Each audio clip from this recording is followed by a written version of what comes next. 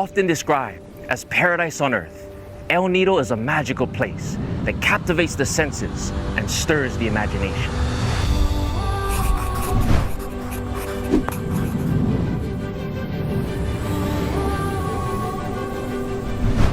El Nido is what puts the Philippines on countless bucket lists the world over.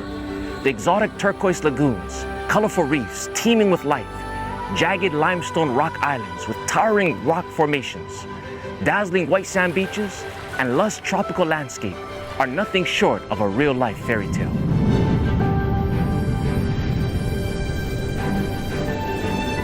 For me, the contrast is what makes it so amazingly beautiful. There are so many little islands and hidden gems that the beauty of this place can only be fully appreciated by island hopping. And for an island boy like me, island hopping is one of my favorite things to do. There are endless photo ops, perfect for the explorer and nature lover in me. Everywhere you turn, you see the beauty of living creation by the great master artists. Aloha. Aloha. I'm Dave, so welcome to El Nido. The small town of El Nido is located in the northern end of the Philippines' last frontier, the beautiful island of Palawan. There are over 45 small rock islands in this region. It is bordered by the South China Sea in the west, and the Sulu Sea in the east, and the Linapakan Strait in the north. Due to its remote location, El Nido was an unknown place for many centuries. Its pristine beauty was hidden from the world until 1979 when a sea accident happened in Baquit Bay. It was told that a tuna fish line disabled the foreign dive boat propeller in the middle of the night, forcing the vessel to anchor in the bay.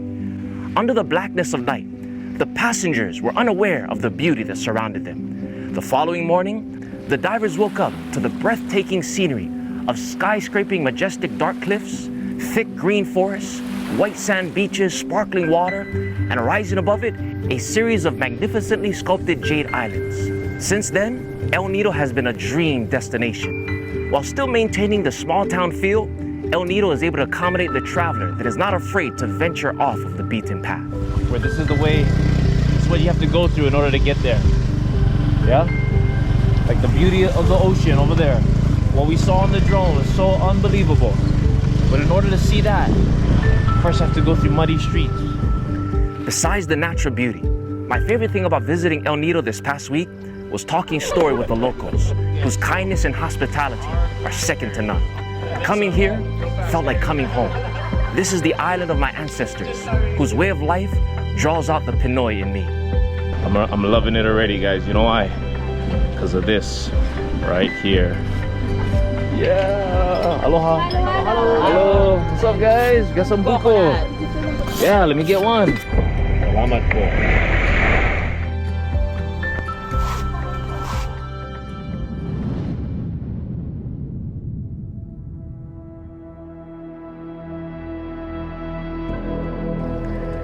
The beauty of El Nido is breathtaking and the lifestyle is enchanting.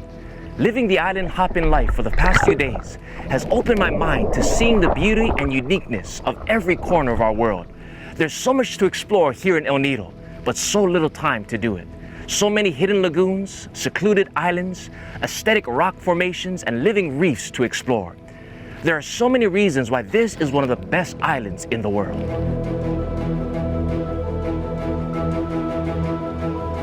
One thing that strikes me about El Nido is the compelling contrast of the landscape. The lush green forests and the wet blue ocean. The sharp black rocks and the white puffy clouds. The hard limestone islands and the soft, refreshing waters. The contrasts of the hard and the soft, the wet and the dry, the sharp and the smooth are an illustration of the many contrasts of life. You see, life in this broken world is made up of many contrasts. Various life experiences that produce many contrasting and conflicting emotions, like joys and sorrows, hopes and despair, peace and worry, ease and hardships, ups and downs, highs and lows, gains and losses, health and sickness, togetherness and separation, life and death. You see, if you're human, no doubt that in your life you've experienced the triumphant successes, but also the epic failures. This is the reality of the human experience. We live in a world of contrasts.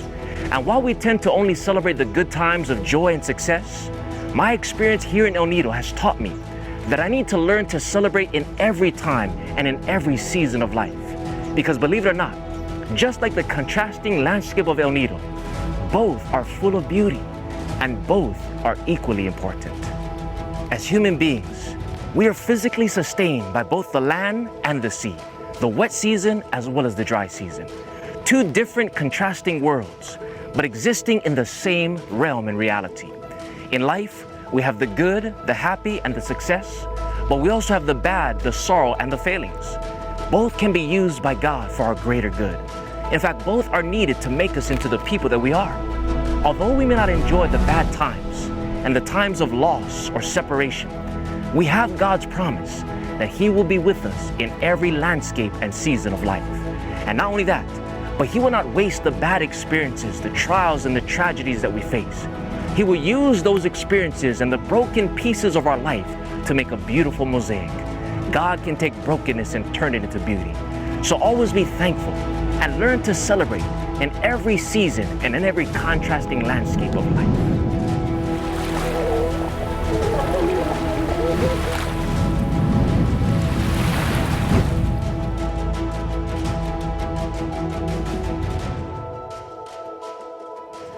The name El Nido means the nest, for it is in places like this where lessons are laid and ideas are hatched.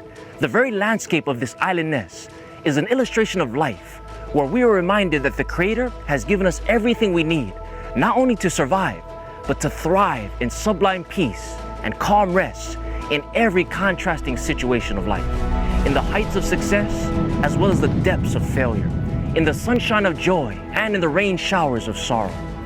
Not everyone will have the chance to visit El Nido, but everyone can take the spirit of El Nido with them. It is the spirit that captures beauty in every contrast, a spirit that celebrates the differences in every season. Whether you're on the mountaintop of success or in the dark valley of failure and sorrow, I encourage you to celebrate the season you're in right now. And when that season is finished, don't cry because it's over, smile because it happened.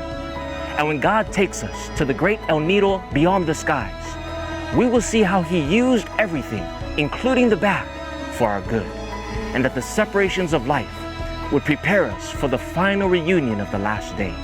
And that, my friends, will be a day that none of us can afford to miss.